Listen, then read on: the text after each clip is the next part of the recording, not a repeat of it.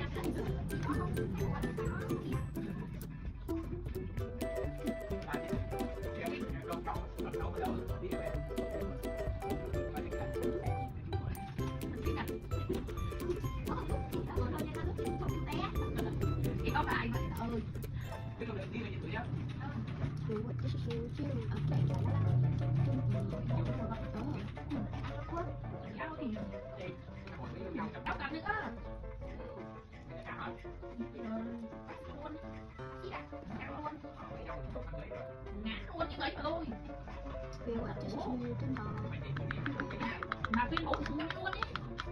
Đúng không?